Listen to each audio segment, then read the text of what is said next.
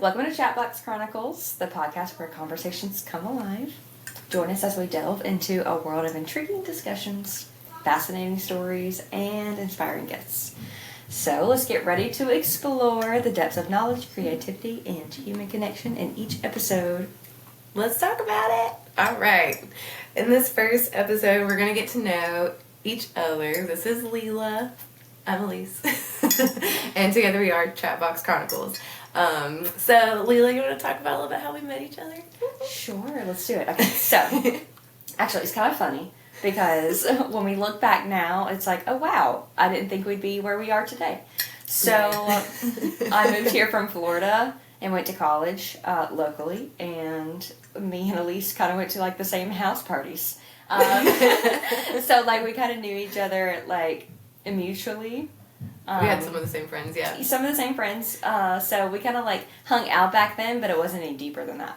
And then later on we got connected through other friends who did modeling and marketing and things like that within our community. And we just clicked, and we've been good friends for a while now. So It really took, like, one of our friends, mutual friends had us, we all went out to eat. And it was after we became moms, really, is when and then, like, it kind of organically just kept growing. It was really cute. I like it. I like our little friendship. Yeah. It's so cute to me. I love the word organic because that's exactly what it was. Because, back then, in college, it's like, you're kind of scared to jump into that, like, friendship with people, and you don't really know yourself yet, and, you don't really know your friend group yet. And so, yeah, that's right. It's like after we became moms and were connected by a mutual friend, it was just organic after that. So. Yeah. I think, like, God was putting us in each other's lives, like, teasing it. Yeah, it was like and then, like, yeah, it's just gotten better and better. So it was like, hey, I know you, but we're in a completely different part. But we're not playing beer pong anymore. Yeah. I mean, are we? Kind of, yeah. Oh, goodness. Anyway, all right, so in this first episode, Lelah and I are going to answer some questions that we got. She's going to answer some, and I'll answer some others. So, I guess, let's see. All right, yeah. We'll start off with just chatting about ourselves personally. Yeah. So, if you want to, you can start. Just tell us a little bit about yourself and your background. Cool. So, hello, friends. I am Lelah. Lelah, because some people want to know how it's spelled. Unless I go to Starbucks, and they're always confused, so I'll just say, like, Bob or something. And then they give me this look like, huh? And I'm like, just write B-O-B. Because if not, then I don't even know what they're going to put on the cup. Okay, so I'm Lelah. I'm 31 years young. I'm a Christmas Eve baby, so that was really fun growing up because I always had to have my birthday parties like 2 weeks before so that people were still in town. But then I also got the whole, like, on Christmas Eve, pick a present from underneath the tree that I was already going to get for Christmas. And it's like, happy birthday. I was born and raised in the Sunshine State, so Florida. I'm the oldest of all boys. Oh, wow. How many boys are there? I have 2 younger brothers, and then also, back in the day, we were raised where cousins were like siblings, too. And so all of my cousins are boys, except for my cousin Brooke. And we were really close, but yeah, it was just a lot of roughness, a lot of tomboyishness back in the day, so just like all boys. I've been married to my husband going on 8 years. I met him when I moved here for college, and he is an Alabama kid. I've learned that once you live here and you're raised here, you don't ever leave, or you leave and come back. So I knew meeting my husband that we were going to be not stuck here, but this was going to be our roots. So I knew that early on. So we are about to celebrate our 8-year anniversary for marriage. Congrats. And thank you. We have a precious little boy, Wilder. And yes, he lives up to that name. I am a business owner. I'm operating the first and largest character company in Alabama. If you've heard of it, it's called the Party Palace. So yeah, we're going on 16 years of business. So it's been a wild ride, but it's really fun and really magical. So that's a little bit about me. So let's hear about Elyse. Okay, so My full name is Hannah Elyse Rogers. I'm her.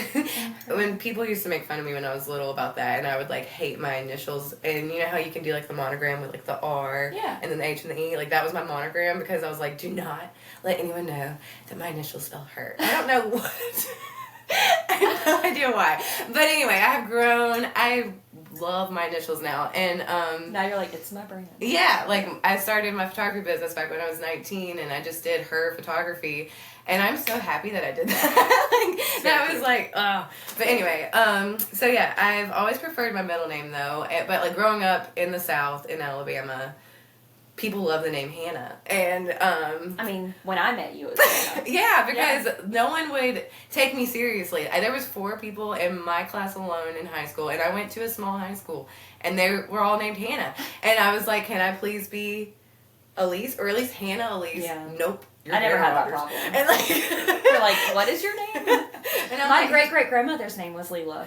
Oh, cool. Great, yeah. But yeah, so anyway, I finally, after I graduated from college, yeah, I decided to finally just start introducing myself as Elyse, and some people, it was like funny because I knew the people, how they knew me, if they came up to me and said, oh, hey Hannah, or like, hey Elyse. That it was me. like, I was one of those. And then if you wanted to continue staying in my life, you eventually got with the program and called me Elyse. We got with the program. I was like, okay, let me practice. Let me stand in the mirror. Elyse. Thank you. You're welcome. But you took it and you owned it, so. Thanks. But yeah, so anyway, I went to a small school. I graduated valedictorian. I went to college. I was graduated with honors from that. I went and pursued a business degree in marketing. And then as soon as I got out of college, I started working for a court reporting firm, basically ran her whole business, and even put together a how-to guide on how to do her business before I left. And then I started working for a company. I was a finance manager where we were partnered with state agencies, and I stayed with them for 10 years, and I finally, thankfully, have been able to retire recently, and now I get to like follow my dreams and see where God really wants to take me. I've always been a creative and tried to keep myself busy. Like in college, I took 16 minimum hour semesters, plus had 3 jobs on the side. So I've always been like, go, go, go. Yeah. Mm-hmm. And if you know me at all, my personality, like, her brother was over earlier today, and I hadn't had coffee yet. All I've had today is water, except for this now. And he was like, oh, you've already had your coffee. And Lelah was like, no, that's just meet Hannah. I'm just kidding. Meet Elyse. She's bubbly. Yeah. Even when she's mad, she's bubbly. She's telling me a story when she's angry, and she's laughing. So it's just, yeah, I don't know. I have a tattoo on my back. It says, the most wasted of all days is the one without laughter. So there you go. E.E. Cummings. But yeah, throughout my finance career, I also like started a magazine business. I've done creative stuff on the side, but I wasn't able to like fully commit to that because my brain, it is definitely like 2 people. I got like the finance side and then like the creative side. Yeah. And I kind of felt like I needed, and I was always pushed because I was valedictorian, because whatever. It was like, you need to do this other. You don't, like, photography is not blah, blah, blah. Anyway, we're finally muting the noise. We're finally just gonna actually do what makes us happy, and I'm excited to fully commit and see what this social media marketing, photography, podcasting thing's gonna do. Awesome. Yeah. Anyway, all right. Awesome. Next question. What has inspired you to pursue your career? Okay. So you were talking a lot about your creative side. I've always had that side to me as well, but I also had the other side of like everything had to line up and be perfect, and I had to make straight A's. Like, I literally did not get a C until I got to college because I realized that you could have a C in college. I actually realized that you could have a D in college and still pass, and I was like, whoa. You know, it's like high school was like... No, you're not allowed to make anything below an A. No, it has to be like above a 95. Okay? Yeah. You're just like, but why? You need at least a 105. Yeah, exactly. Like, above and beyond. Like, can I do any extra credit? And the teacher's like, you already have an A. So, anyways, I didn't really get to... Okay, so a little backstory, though, I guess. I grew up doing theater. No fun. And it's really funny now because, you know, back then people would say because I was raised by my grandparents, and they would say, like, why are you taking her all the way over here to this theater company for her to just get up on stage and, I don't know, quote unquote, act, and, you know, she's doing all these shows and blah, blah, blah, and stuff like that, you know. really it's not any different than sports, but like, you know, people are like, why? Mm-hmm. Which is really funny now because it's what I do for a living. So I've always been on stage. I've always had that creative side. You could always see me like closed up in my room, either making a video like way before the video days, putting on skits. Like I would, you know, make my parents sit down and I'd be like, I have a skit for you. So I've always loved all things magic, I guess is what you could say. You know, reading like books and stuff and just tapping into that side, being on stage, you know, bringing characters to life and all of that. So now I have a career pursuing those dreams. So we're able to, you know, let those dreams become a reality for other children when I was once that child. So that's cool. Yeah, it's very fun. Yeah. It's the best. I love it. Love it. Okay, Elyse, let's see. Let's ask you a question. Can you share a significant challenge you faced and how you overcame it? Oh my gosh.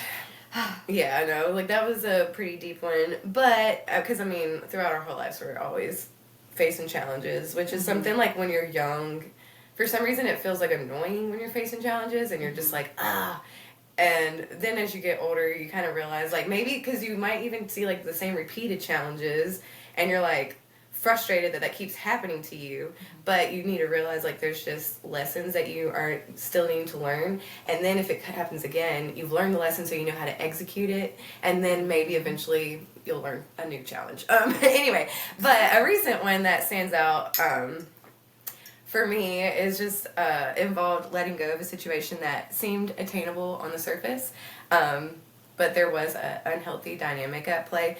Someone was making things unnecessarily difficult for me, and so, like, for a while I tried to navigate it, and I tried my best to just, like, stand up for myself, but it took some reflection, and I needed to recognize that it just wasn't a productive space for me. I did my best. I was being as eloquent as I could and standing up for myself and my boundaries, because I used to not do that. Yeah, like, people pleaser was You're a doormat. Yes. Yeah. I was the same way. I had to always tell myself, like, you are not a doormat. You're not a doormat. You're not a doormat. And I felt like I had to prove myself. Yes. And even though I was proving myself, like, you're doing great and you're doing what you need to do, but it was like constantly, like, people just not validating that, and I was, I guess, looking for that validation. I don't know, but instead of getting caught up in that power struggle, I'd finally decided to prioritize my own well-being, and I walked away, which was so liberating. Like, literally, yeah, as soon as I sent that resignation email, I honestly jumped for joy, and I never have experienced that, really, and I didn't expect me to do that, but, like, as soon as I pushed send, my body just jumped up, and I was so freaking happy. It was liberating. I felt like a whole, like, weight had been lifted off my shoulders, and now I get to finally tap into my worth and my true potential and get clear on all of, like, my opportunities and my value, and get to a place where I don't feel like I have to constantly just prove myself, because I can choose who's in my life and what I want to put up with, and I don't want to put up with that anymore. So anyway, that is a big old challenge for me, because it was just something that I didn't feel like at first like I was fully ready to let go, because there's so many things that we hold on to without, I don't know what it is, but it is nice that I finally, like, reflected and, yeah, let that go. Let it go. Let it go. That was very good. You should work for me. Thank you. All right, so Lelah, how do you define success, and what does it mean to you personally? Okay. So honestly, success to me can mean so many different things, whether it be, like, big or small. So, like, in the past, I've had a harder time being proud of myself. I could be, like, proud of everybody else, and everybody else is, you know, great and doing all these things, but, like, I was such an overachiever. I mean, I still am.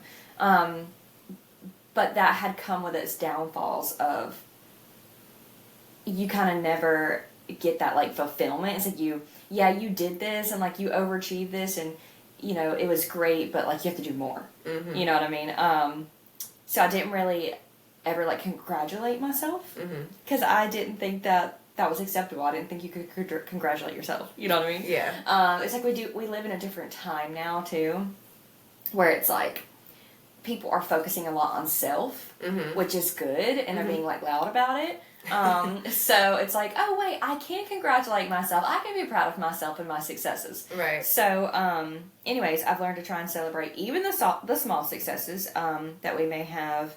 And that could be small things like getting my entire house cleaned in a couple of hours. Because, like, I have a big house and a lot in it and a lot that comes in and out of it and things like that. So I'm like, I feel accomplished and I feel success whenever I'm able to do something small like that. Or even, like, checking things off of a list. Mm-hmm. You know, like, okay, check. I feel so good. That was a success. But even, like, looking into, on a deeper level, like looking into my past and all of that, like breaking generational curses and stuff, I'm like, man, that is a success. Mm-hmm. You know, and it's like, we constantly go through these things. Okay. So even looking at my past, you know, and things that I've been through and things like that, like the breaking of generational curses, even like the small ones, you know, are big successes to me. Like I have to constantly look back and be like, oh wow, that's great, like that's major, you know, like just, yeah. So I'm not going to go like all into that, but yeah, that's how I define success. Like small things, big things, like just to, you know, celebrate those victories that you think are successes, whether they're big or small. So yeah, I agree. And yeah, not being able to like recognize, like back in the day, I feel like we definitely were not. It was, like, shameful if you were happy for yourself or whatever. Yeah. Because, like, even, I don't know. Like, braggish. And it's like, oh, well, I'm not bragging. You know, it's like I'm humble about it, but, like, I am proud of myself. Like, I can be proud of myself, yeah. And, like, when you're young, it's definitely, like, because there's so many people doing so many different things. Yes. Yeah. And then, like, all the terms, like, narcissistic or whatever, like, it's like, there are people that are like that, and that's a very serious term. But being proud of yourself and being too proud are way two different things. Absolutely, I agree. And like, having to navigate that, definitely. I'm proud of you too. Success. Cheers. Cheers. All right. Elyse. Yes. Who has been a major influence or role model in your life and why? All right. That's like such a tough question, and something that I don't know. It's like hard to pick one person that's a major influence in my life, mainly because I've always just grabbed from different things, and I've always at the end of the day tried to just be my own unique self. So I never wanted to like idolize one person or brand or entrepreneur. There's like different people that I'll listen to and I'll like grab different things, but the biggest influence in my life is definitely my faith. It's been a constant source of strength and guidance throughout my whole life. My parents did raise me, like obviously I'm in the Bible Belt, and they did raise me and put me in private school where I learned about Jesus my whole life, which was a little confusing growing up, especially because like those role models, like my teachers, they didn't, like I'm in a Christian school and they were not like believing in me and like trying to like push me at full potential. They would, like I did cheerleading. I was a great, like I would even be in the air, even though I was like tall and I wasn't supposed to be a flyer. I was supposed to just be a back spot, but like I could do the pull my leg over my head scorpion. Yes. And so they would have to put me up there, and then like my coach, she just would not, like I would be up in the freaking air doubting myself constantly because I knew my coach didn't believe in me. Mm-hmm. Like there was so much of that, and like they're supposed to be these like godly women, and it was just so confusing. So anyway, but at the end of the day, I always would like sit down with my Bible, and me and Jesus would have our chat. So like he's always like been the person, like, because I've seen where he's worked in my life. I've seen him take me through. I've been able to rely on him, and I honestly don't know how people get through the day without Jesus. But anyways, yes, through it all, my faith, basically, in God has been the one unwavering influence guiding me through thick and thin, so yeah. Absolutely. Can you share, let's see, okay. Yeah. Okay, so, alright. What are some of the key experiences that shaped you to who you are today? Ooh, okay, so I'm not going to get like too heavy on this, because there's been a lot of emotional and physical trauma in my lifetime, but what I can say, though, is like through all of the heartache, obviously it's like, I don't know, sometimes like it's amazing to see it pan out, and sometimes I really have to like stop and really focus on the fact that, you know, I was able to overcome that, or like I went through that, but now I can kind of see purpose in the pain. And of course, there are still things that are still happening, and they're just going to keep happening, obviously, just because it's just the way that it is, you know, within, like, family and things like that. But I don't know, even through, like, the midst of the pain, it's like, I can find, like, purpose uncovered in it. And, so I don't know, one of my favorite sayings is, you know, she is a flower that blooms after a forest fire. And I try to, like, really keep that in my mind, because I'm like you were saying earlier, we may have gone through things, but we're going to keep continually going through things. And so it's like, if we can just remember in that time that we may face some, like, experiences that may not be that delightful, but they may shape us, you know, into who we are or who we are becoming and are not yet. So Everything's a little lesson. Absolutely. As long as we're learning and growing like that cute little flower. Like that little flower. Okay, let's see. I'm going to ask you. I don't know what page I'm on. Tell me what number. Number 8. Okay. Alright. Can you share a memorable moment or achievement that you are proud of? Ooh, speaking of proudness. Being proud. Yeah. Okay. There's 2 moments that I am really proud of, and they're kind of connected in a way. Like, growing up, money was tight, so I wasn't able to do everything I wanted. I did cheer and softball, but, like, a big part of me, like, I just wanted to do, like, all the things. I definitely wanted to be a gymnast. I wanted to do, even ice skating for some weird reason is not in the South, but I wanted to be an ice skater so bad.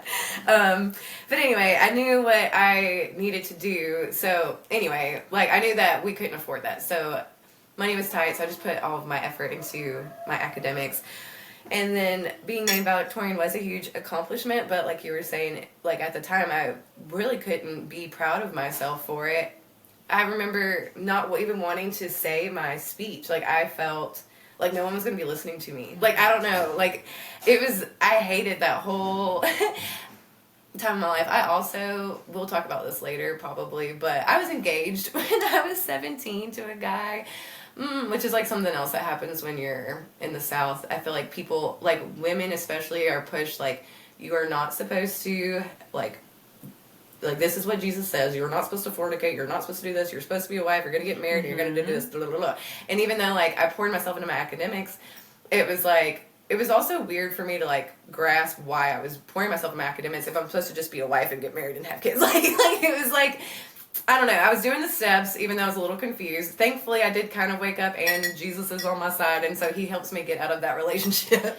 But anyway, so I honestly just, like, still wasn't truly celebrating myself. I will say, like, my graduation night, we'll probably talk about this later, but it was that boy. Anyway.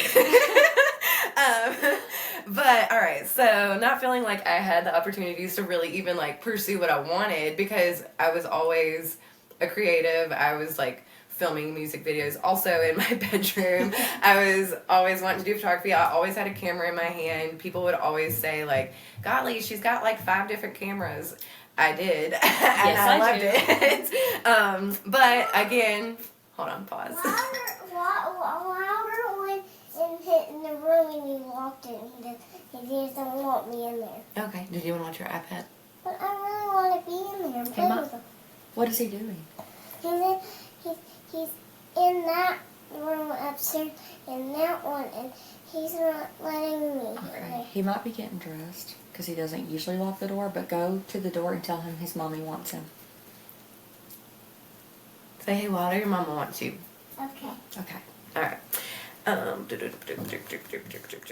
Alright, so anyway, I wasn't really giving myself credit for all of the hard work I was doing in school, and I don't know if it was because, like, I was told also, like, just get a business degree. Like, you're valedictorian, just go to college and just get a business degree, because you can do whatever with that.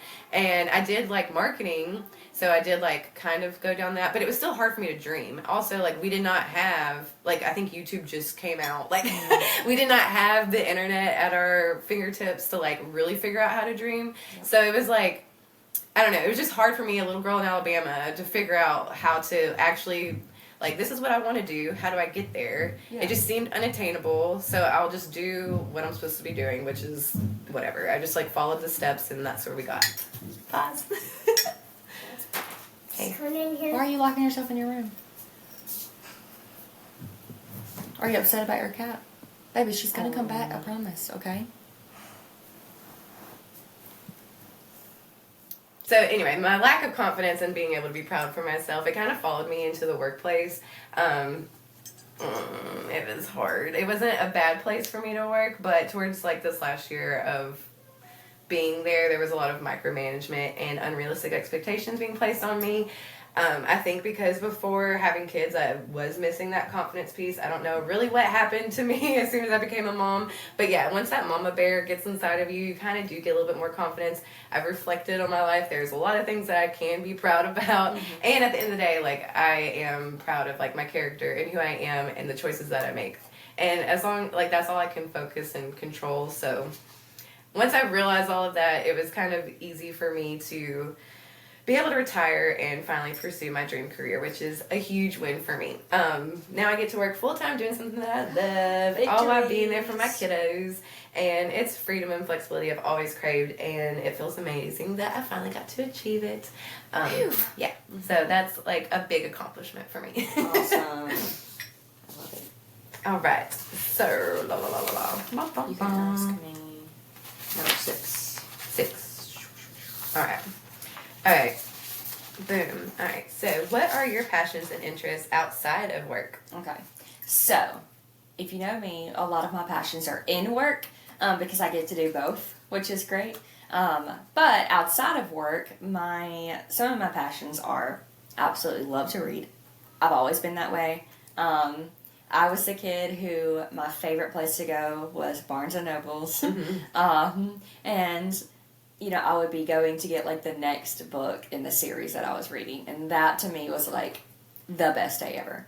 Like, I didn't like to go shopping for clothes and stuff like that. I was like, I want to go to the bookstore. So that was really great. And so I love to read. I love, like, going into that.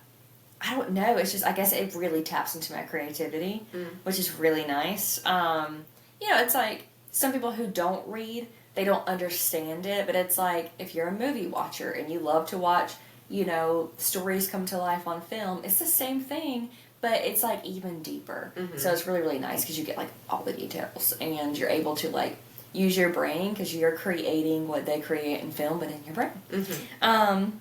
And then I absolutely love antique shops. Like, I know the norm is let's go to Target and with a Starbucks in hand. You know, and, like, I love Target, don't get me wrong. But, like, if I were to choose, you know, still Starbucks in hand. But I love to go to antique shops. Like, if I'm traveling, one of the things that I'll do is look up, like, antique shops in the area. Because, like, I haven't been to those yet. Mm-hmm. And the good thing about antique shops, too, is you can go to the same ones because they're, like, booths rented by people. And they always have new stuff in there. And it's like, even if I'm not buying anything, I love to look at all of the, you know, the items throughout history. Right. It's amazing to me. Like, I started as a history major, and so I just, I love it. I love it. I love the smell of an antique shop. I love everything about it. I want to just look at everything. And, like, if you know, come to my house, people are always like, where'd you get that? Where'd you get that? Where'd you get that? I'm like, an antique shop.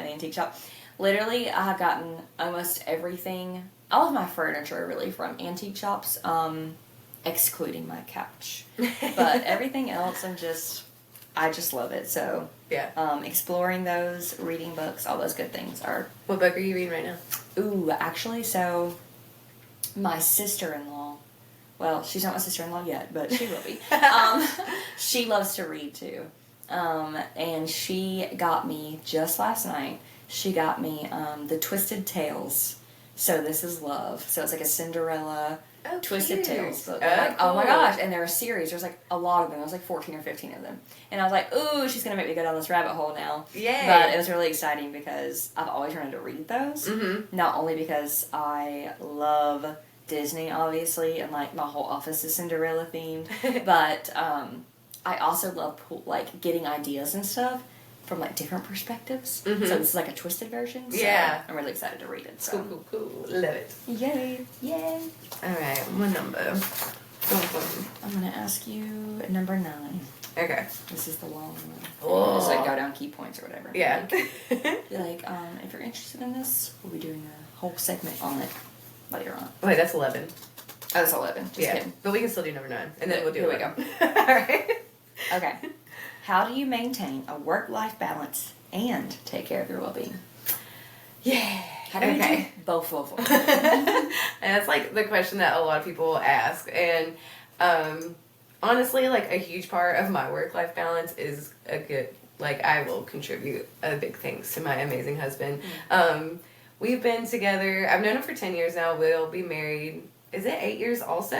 Hold on. 2017. What year did you get married? 2016. Okay, so I'll be 7. Okay. I was like, hold on. Look at us. Yeah, and he's a great partner and someone that totally sees how much that I pour into my work, which is really nice to have someone that is with you and like just validates you. Yeah.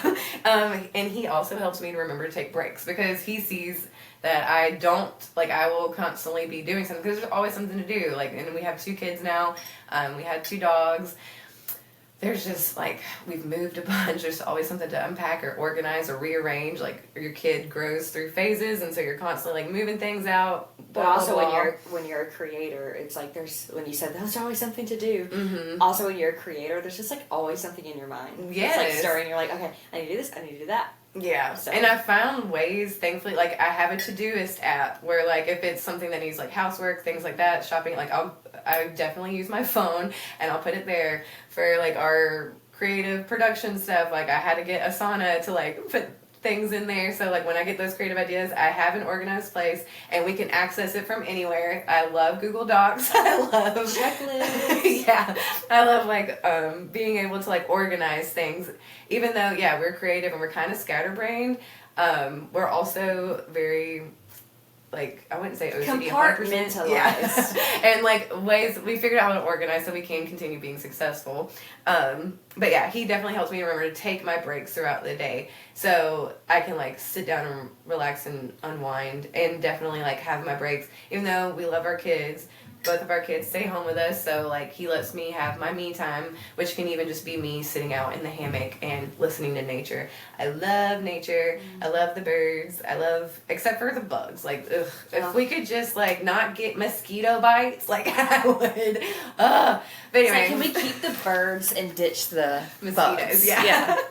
And then another way that I like to, what was the exact, maintain my work-life balance and take care of my well-being, is escaping outdoors, and my husband and I love golfing. So, we started golfing, well, he started a couple years ago, and then last year, I was pregnant, and I went with him a couple of times just driving the golf cart, and one day I was like, can I just, like, whack the ball? Let me just try. Yeah, and he's a lefty, so by the end of the week, he had me my own set of gloves, and I was 13 weeks pregnant when I finally decided to hit a ball, and it was love at first swing. And love at first.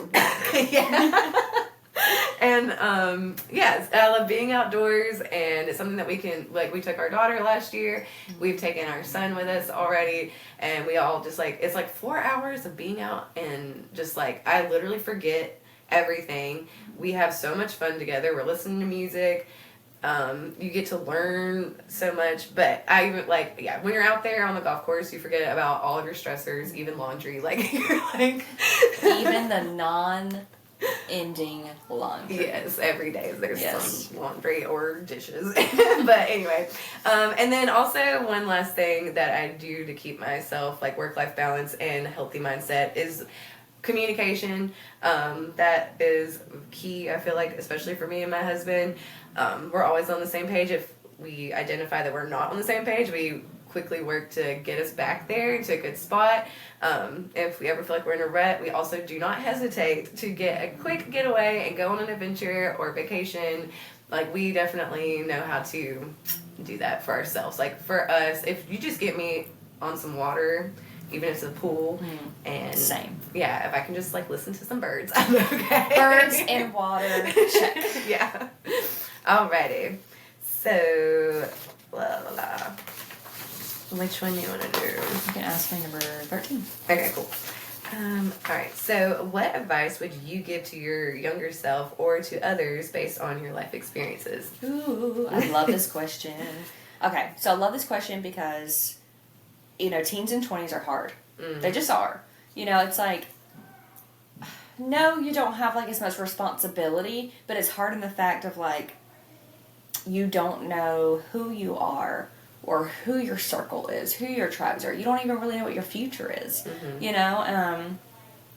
it's just hard. Like, I just remember those days. But if I could give any advice to those who are younger than me, I would just say that you need to figure out who you are. Regardless of anything else. Because it was a very, like, with us, it was a very, like, oh, well, I'm going to put who I am on the back burner because I have to make all of these achievements. I have to go through all of these steps, and I have to get to college, and I have to pick my major immediately, and I have to, I don't know, make the move. I just have to do all of these things, in order and perfectly, and then, like, you trying to find, like, yourself gets put on the back burner for that. So anyways, needing to figure out who you are and discover the things that you love about yourself and then cling to those. Because, there's just, like, with me specifically, and I know a lot of people go through this, especially females, it was hard for me to not only find, good, true friends and things like that. It was hard for me to 100% be myself, and to, become surrounded by the people who do love me for those things.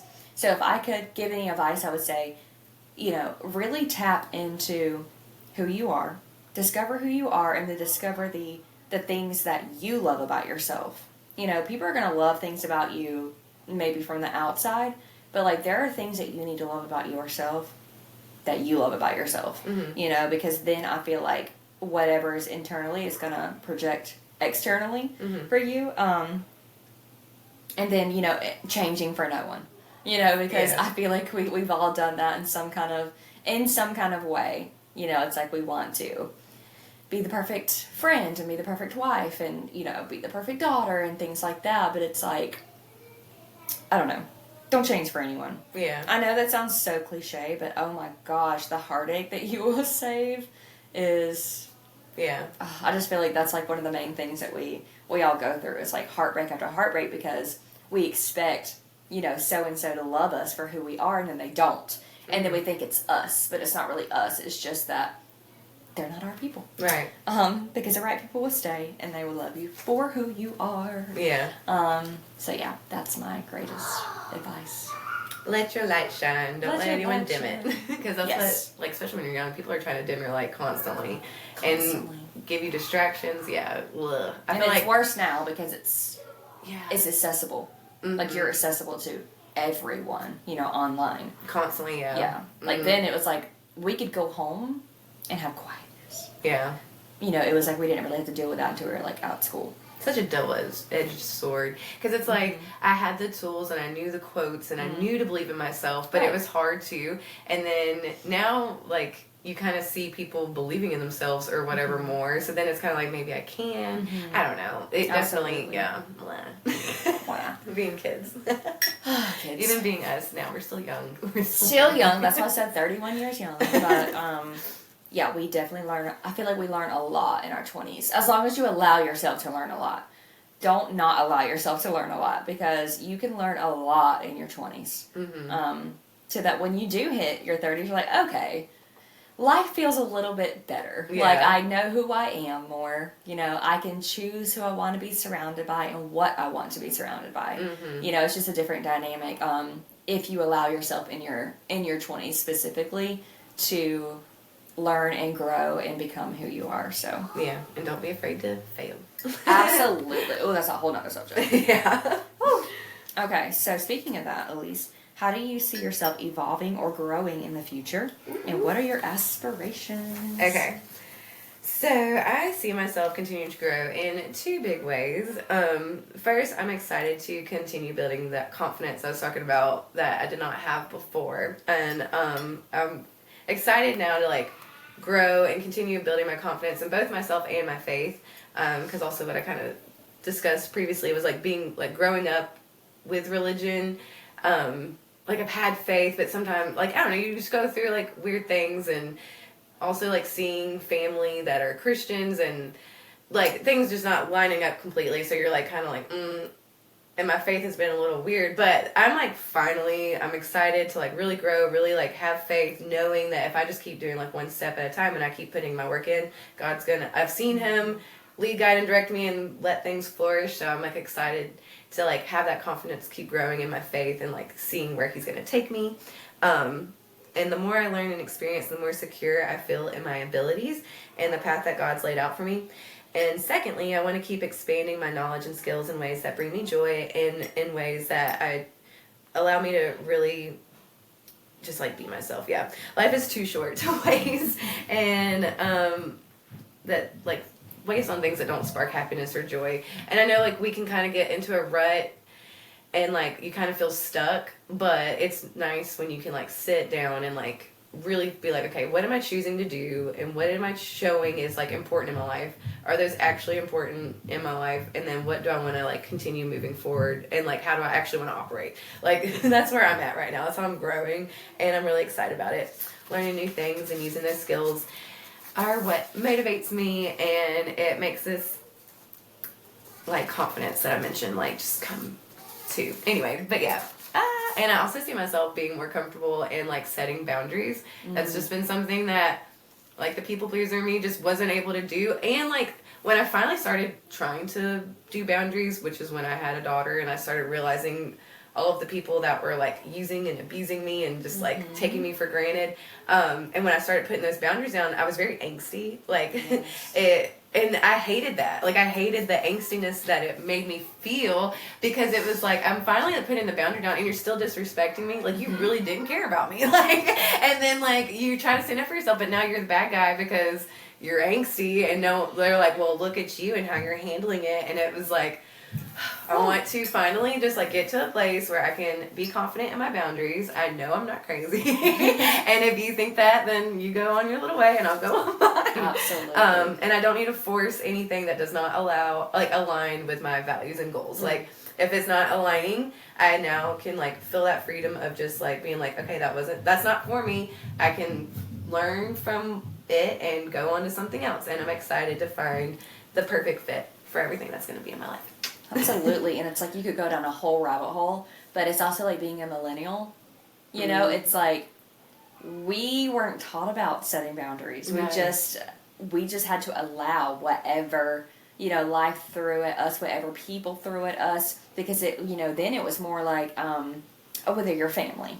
Mm-hmm. You know, they're your friends, they're your teammate, they're your coach, they're, you know what I mean? So it's just like, okay, yeah, they can do whatever they want to me. Right. You know, they can say whatever they want, do whatever they want. So it's a big learning curve, you know, having to realize like, in order for me to form healthy relationships, I have to set healthy boundaries. Mm-hmm.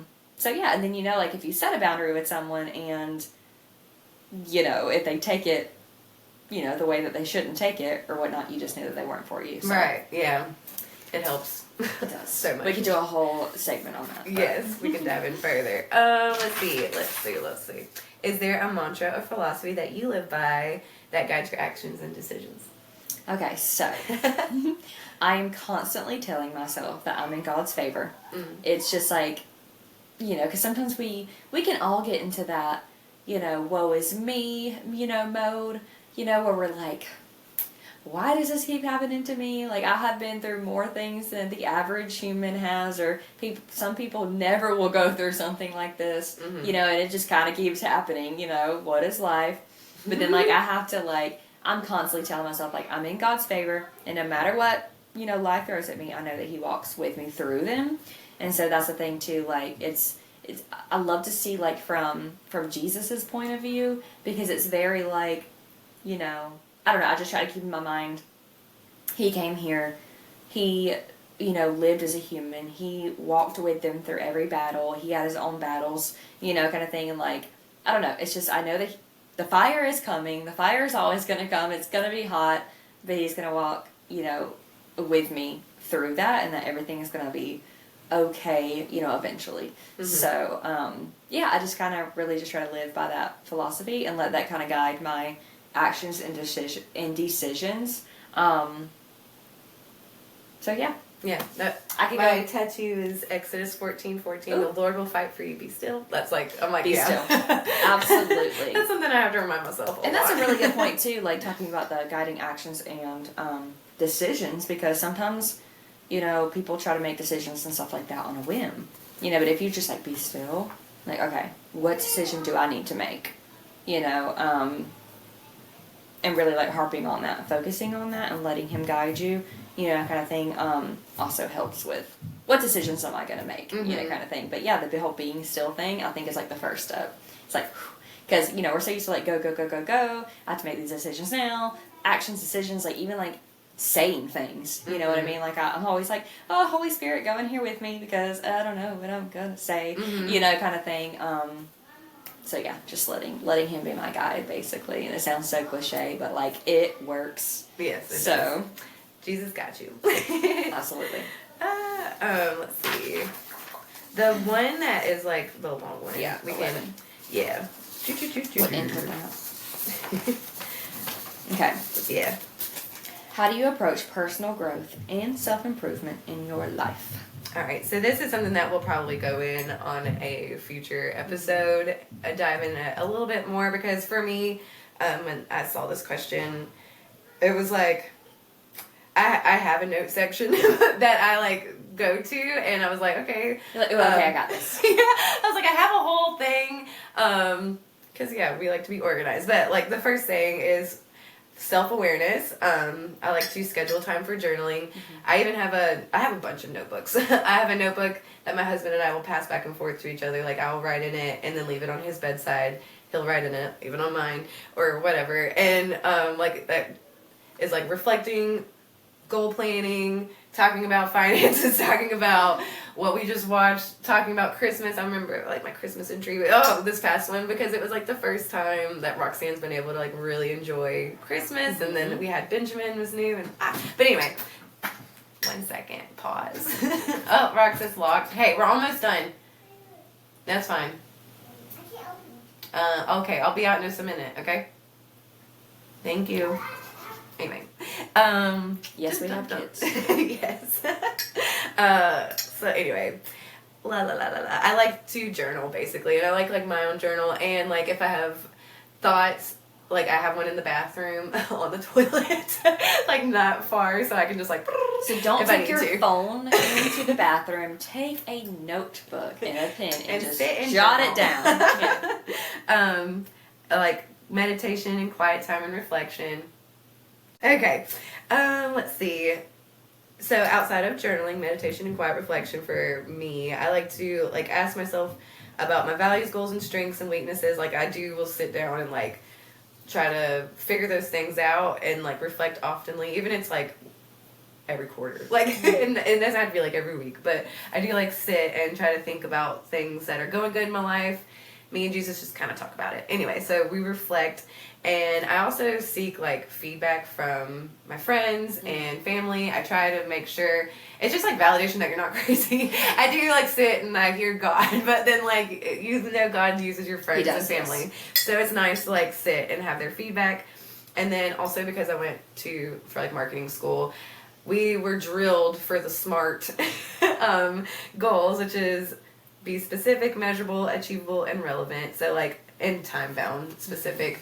So sometimes I'll sit down with SMART goals. I'll Write those out and Google long term, things. short term, yeah. Yeah, and figure it out. I'll break it down how I can get those bigger and action plan items. And then I like to try to develop my new skills with reading books, taking online courses. I'm looking for webinars all the time. I like to do stuff like that, listen to podcasts.